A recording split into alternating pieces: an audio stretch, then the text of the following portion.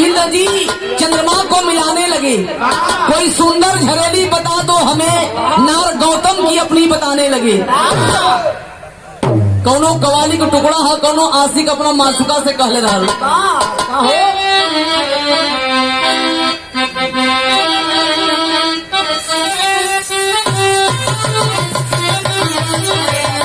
वह लिखा, अरे आखिया आखिया अरे अखिया से ले लो प्यार के,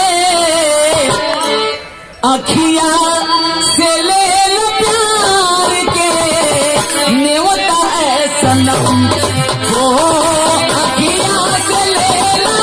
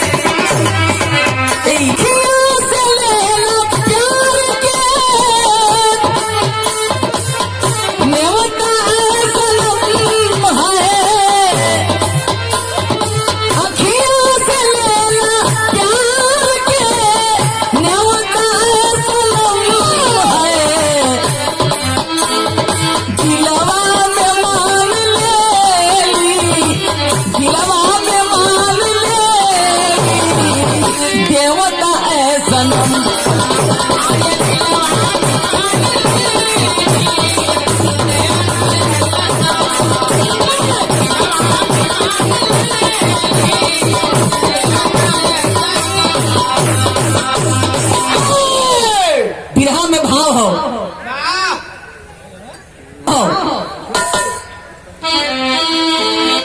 अरे बहता है मान सबका यारो,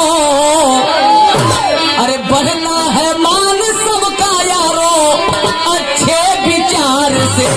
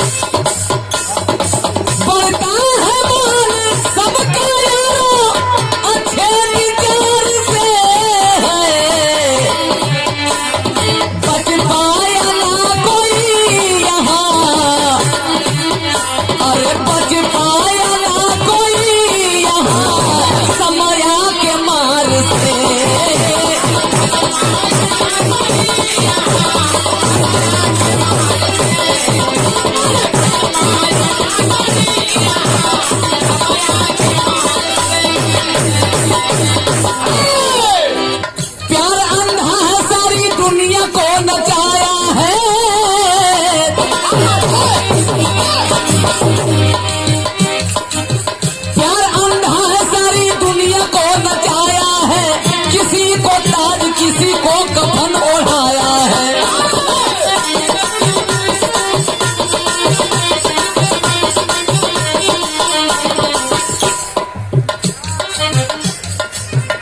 प्यार परमार का दुख से भरा तराना है, दुर्योधन रावण का उजड़ा सुनो घराना है।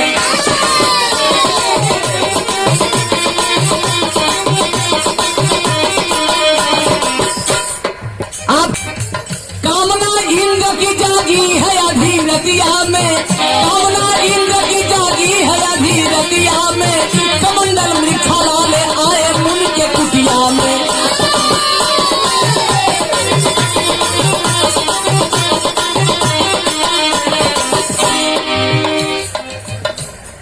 गाँव मुर्गे की बाजी चंद्रमा लगाए हैं, गाँव मुर्गे की बाजी चंद्रमा लगाए हैं, मृक्षाला कमंडल मृक्षालाले गंगा तट पर आए हैं।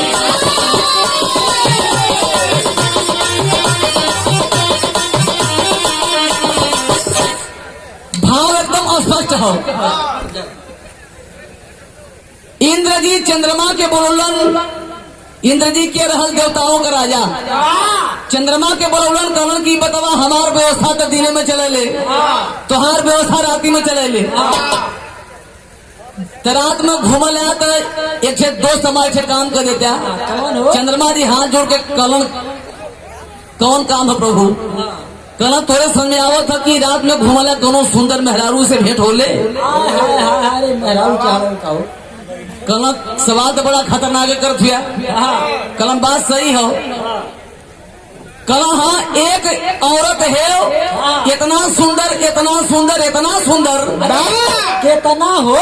एकर वर्णन ना हो इंद्र जी कहलन केकर कहना गौतम ऋषि का मेहरारू जेकर नाम महिल्या हो बड़ी सुंदर खूबसूरत है वाह रे माल। कहलन गौतम ऋषि का मेहरारू जेकर नाम अहिल्या है बड़ा खूबसूरत है इंद्र जी कहलन तुम भेंट न करा देवे तुम करा देता है। कहला अब यह काम घबराओ छुआ अंत में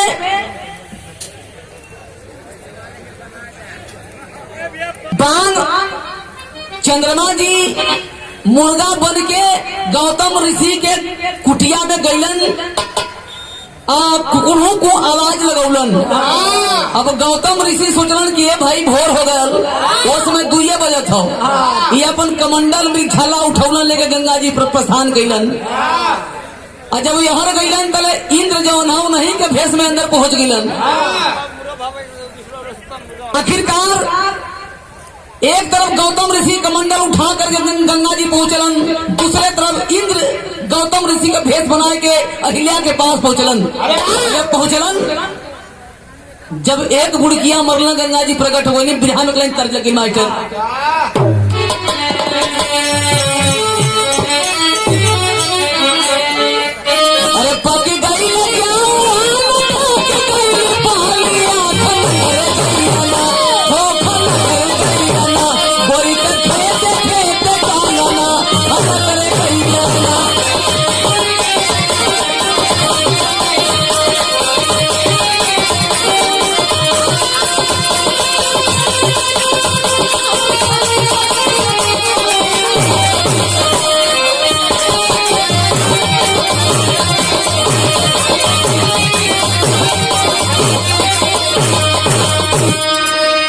यही गीत के हमारे बुल्लू उस्ताद गावा कैसे गाँव चल अरे ए हो यार बेली तोर खोई छाई में भेल तनी मैया देना हम के दुनिया ना पुरनिया तनी मैया देना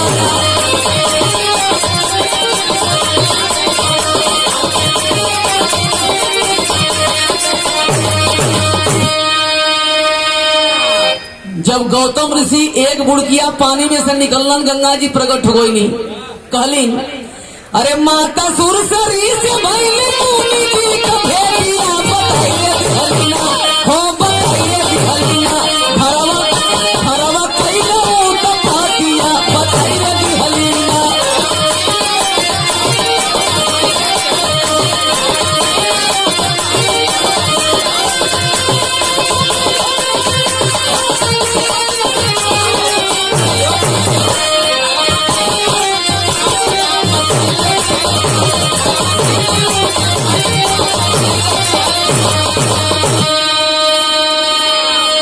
ई पट्ठा अंदर जाके कैलस का अरे घरों में चूर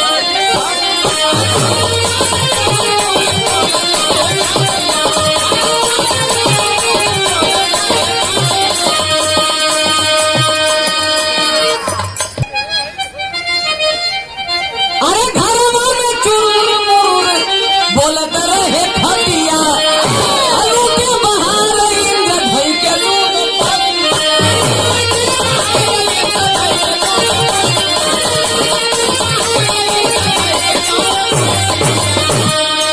अरे डपटे है गौतम भग भगाए लगली छातिया बताइए दिहलिना हो बताइए दिहलिना भरवा गईलो तो पातिया बताइए दिहलिना गंगा जी कहली तोरे संगे धोखा हो गल गौतम ऋषि एकदम कमंडल में जल भर करके पहुंचलन कुटी पर जा करके आवाज दिए इतना बतिया सुनता जन चंद्रमा मुर्गवा बनल हलन सोचना भागे के फिर में हुआ न पकड़ा गिलन आ जब पकड़ा गिलन तो कैलन का बिरहा में कहीं कर लगे मास्टर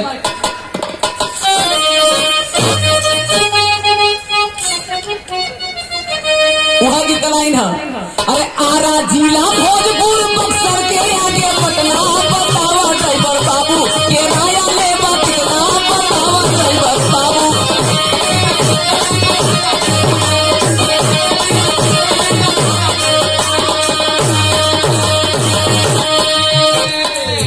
जब आवाज जलन गौतम ऋषि जो अंदरवा हुवन इंद्र प्रभु उनका कहलन, सुनत चोर घरवा से भागल देखा जाबिल चोरवा।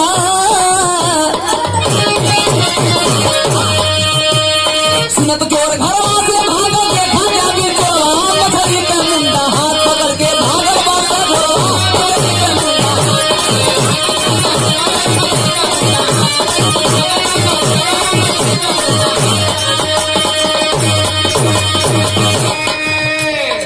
भागल बा चोर देखा घर से कई के बाप हो।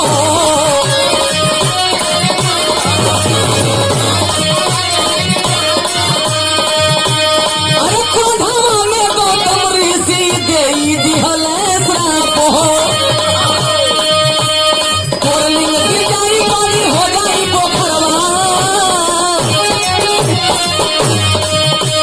तोरलिंग गिर जाई पानी हो जाई पोखरवा, मछली का मुंडा हाथ पकड़ के भागल बासा घोरवा, मछली का मुंडा।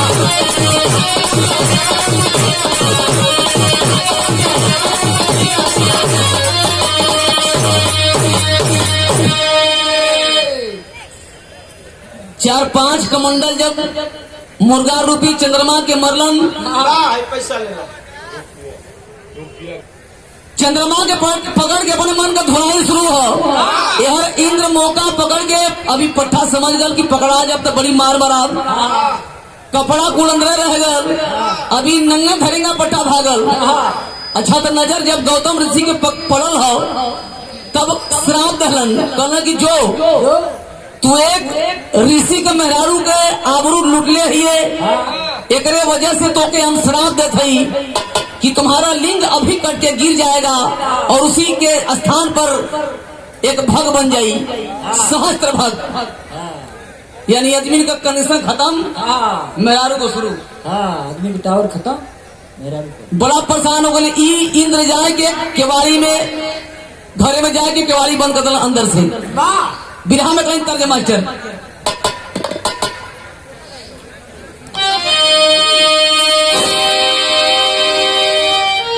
कौनो आशिक अपने मास्टर से कहले रहल, का कहले रहल मास्टर? अरे क्या कर दिया मरबूत,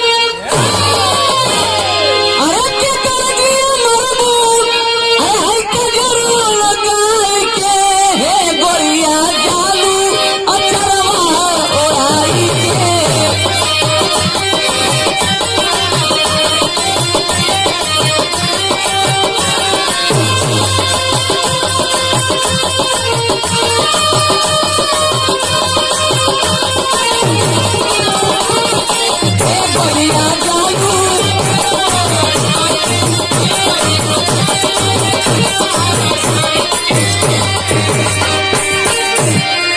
लेकिन भाव हो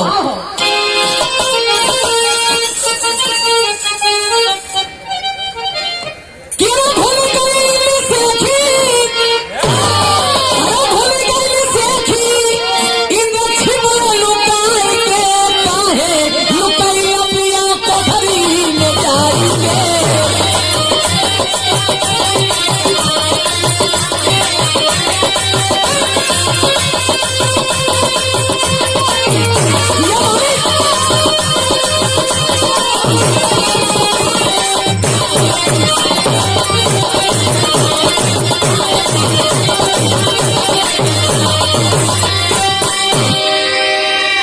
चलो।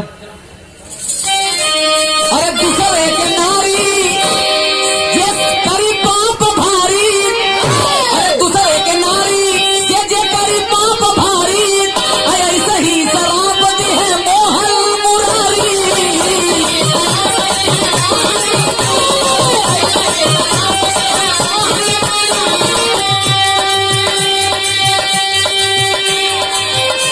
अरे खो जाएगी साजी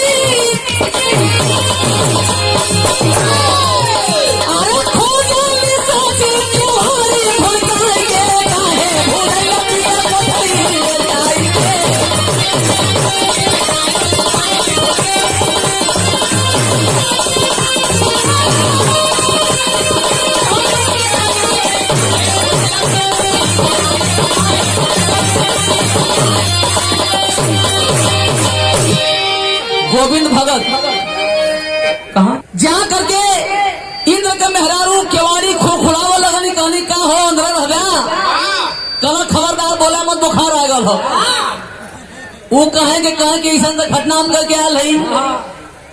अच्छा ये तब यह छोड़ दिया जब नजरिया पड़ल हो गौतम ऋषि अपने मेहरारू अहिल्या के देखले हुआ तो उस समय का सीन ये हो बिहार शरीर में हार मास्टर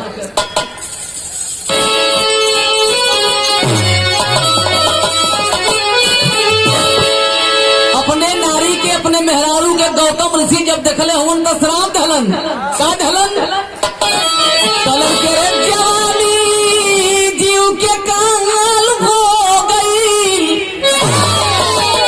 हो जवानी जीव के कांगल हो जवानी जीव के काल हो गई पाथर बना सुंदरी कई दिहलू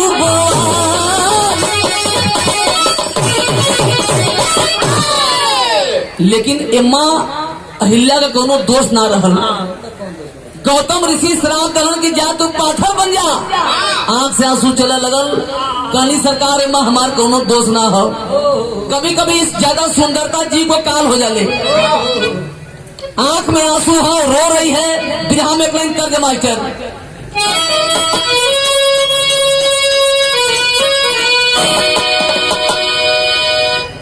गीत बड़ा पुरान है लेकिन एक कशिश आज भी उतना है।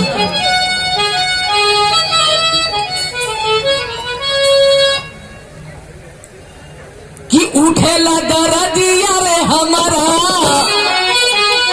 कि उठेला दरदिया रे हमारा गतरा गतर में उठेला दरदिया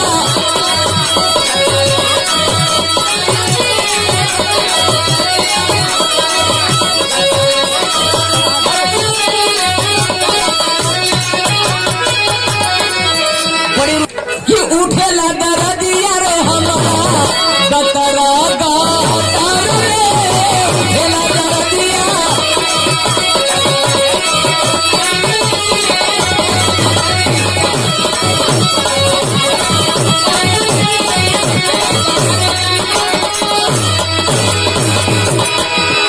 गवना कराई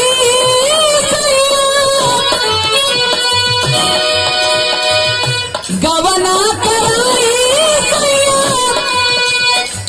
बसला सहार में उठला दरदिया हमारा गतरा गतर में उठला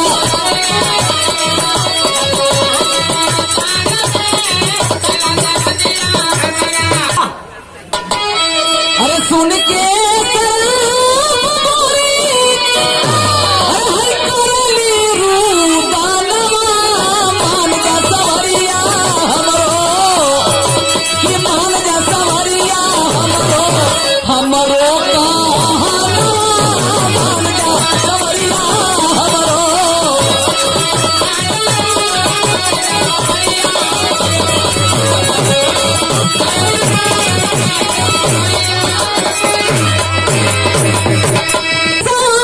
तोहार धई के भेजवा तोहार धई के लुटल से कातिया हो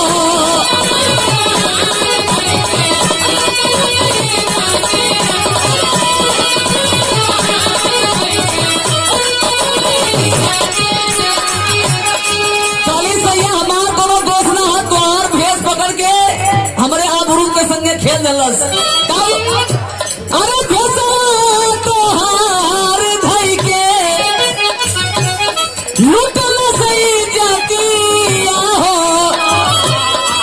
देहिया कलंकित भइली धोखा के बतिया हो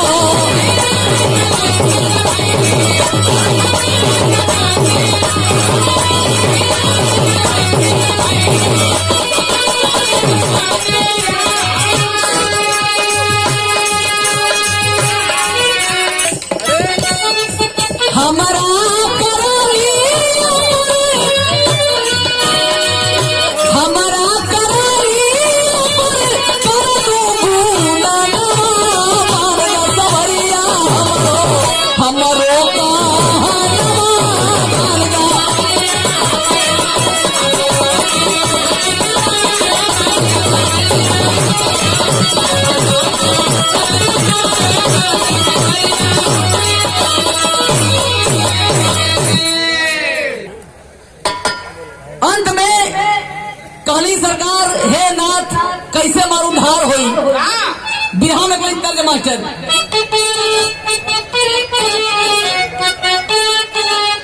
एक गीत के हमारे माता बहन लोग गावली भोरहरिया में का गावली अरे गंगाई के ऊंची बात अररिया ना हो जहाँ बैठे भगवान। लेकिन यही गीत के तनी पुरान अंदाज में लोग गावल कैसे गावलन अरे ससुरे से रूसल बाजी जवाना हो धैली नहीं हरे दीवार।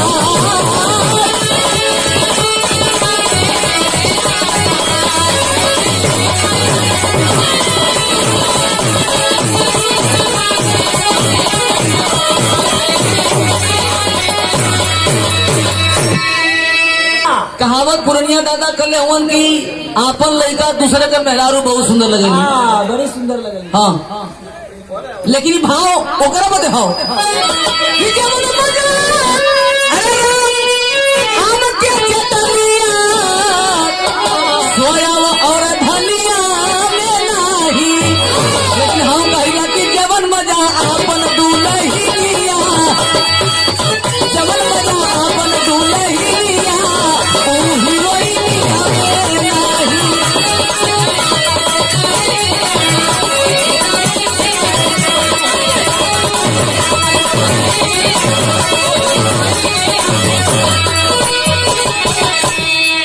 ई तो तर्ज है लेकिन फर्ज कितना बढ़िया भैया की ओर से 100 रुपया का आशीर्वाद बहुत बहुत प्रणाम सब भैया के प्रणाम हो। लेकिन उद्धार कैसे हो यही क्या समझावत है अपने पति से कहलीन का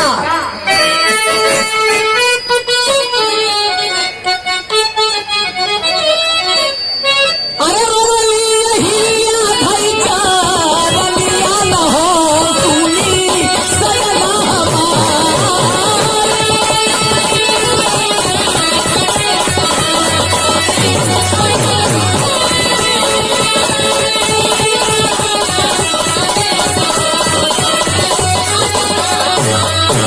अपने पति गौतम ऋषि से कहते हैं आंख से आंसू चलत हो कि कैसे उधार होई बोली है गुजारिया।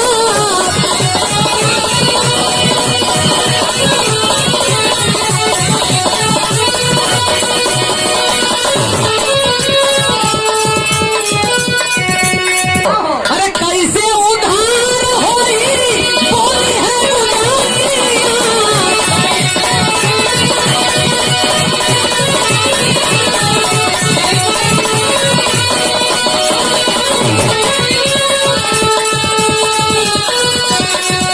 हमके बता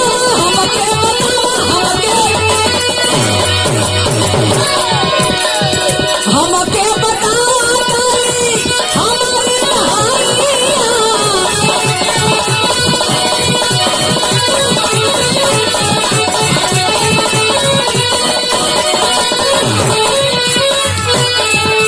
अरे आई है राम बन के मोही हरियाणा हो छुट्टी जाई अंधकार।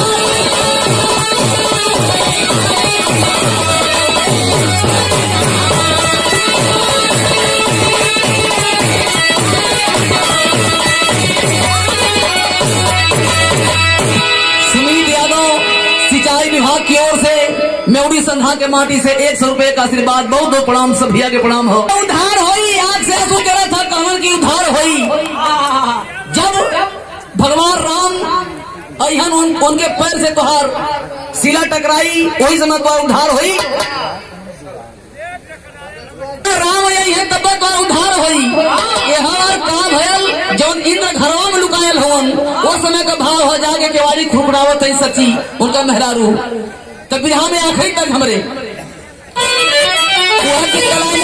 बसवरिया में सुगना अरे बसवरिया में सुगना बोले हरी बसवरिया में सुगना।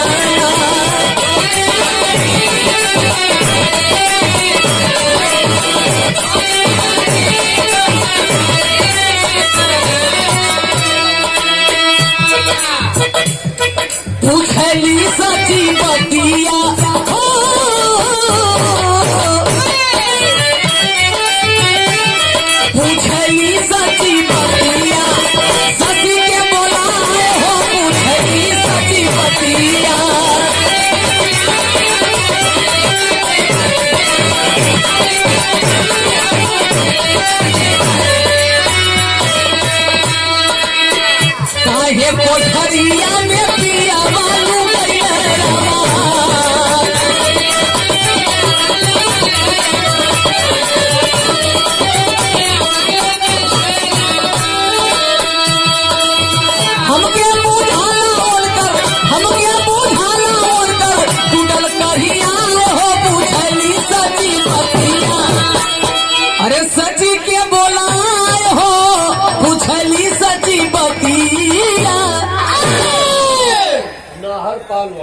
बीत गल, बड़ा परेशान हो गई नहीं सची, कहनी काम न बनी।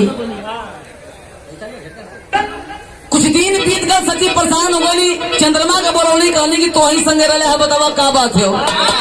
बतावा। चंद्रमा जी अला कहना जानना चाहते हो, कहला हाँ, कहला काम देखना गजब करके आ गल हो कि ओकर कोनो सीमा ना हो, और वह गजब ना कहले वो हमवन के संगे गजब करके आयल है। कहनी सची की बात का हो तब, अरे कहे चंद्रमा,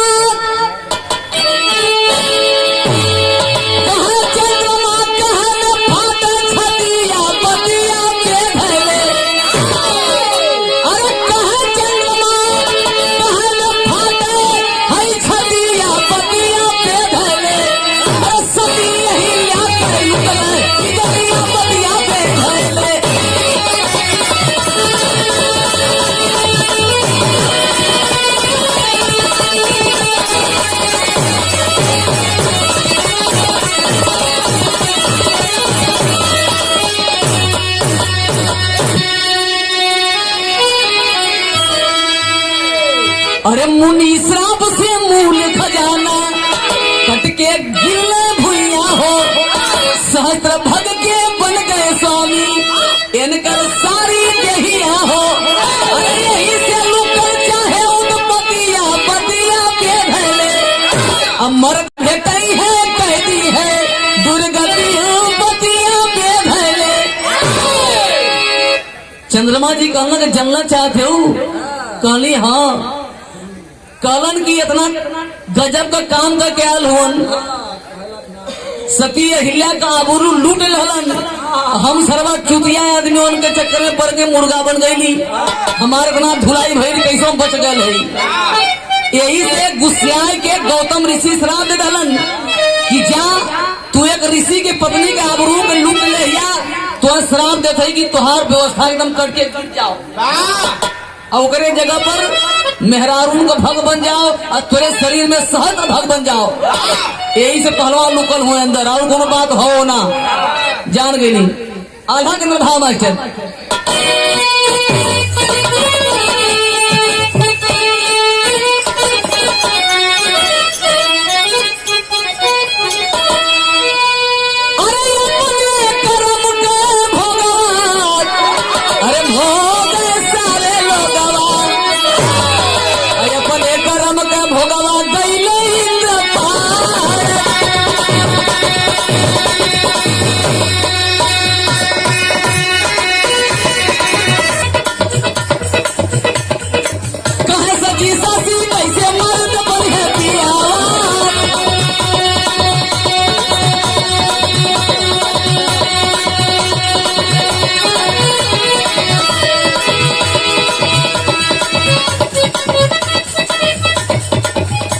विशेषरपुर के माटी से अगर हमारा आवाज हमारे बड़े ही दिल के करीब, बड़े ही अजीज गुलाब भैया, आप अगर मेरी आवाज को सुन रहे हैं तो कृपया मंच पर आए।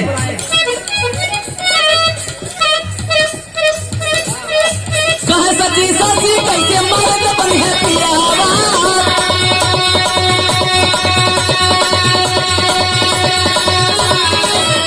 अरे कहे सची लो तू तो ही गौतम के बोला।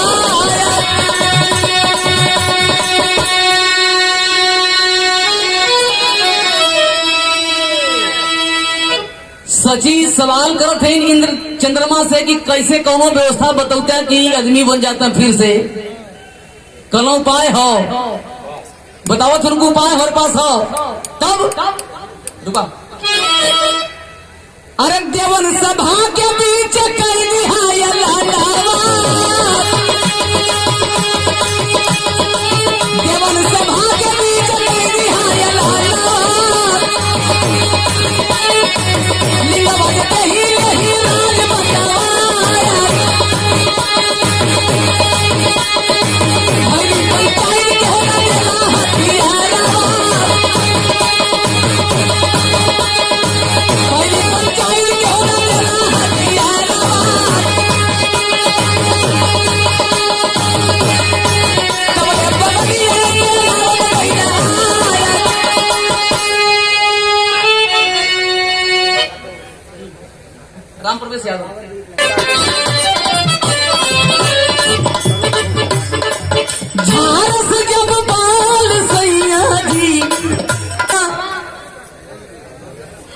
जब जुटलन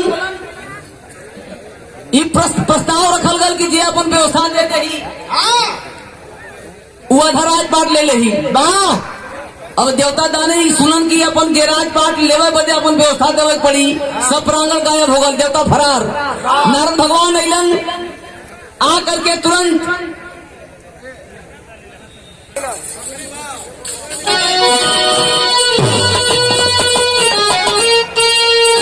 अरे ले गए चोर के खजाना चुराई के जोड़ल खजाना। अरे जोड़ल खजाना विश्वकर्मा जी खलियाई के जोड़ल खजाना।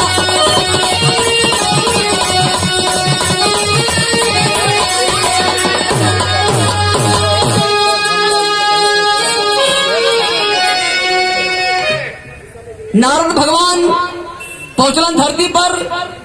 भेड़ा लियाए के लोग उनका व्यवस्था जाए के तब इंद्र के व्यवस्था में सेट भई।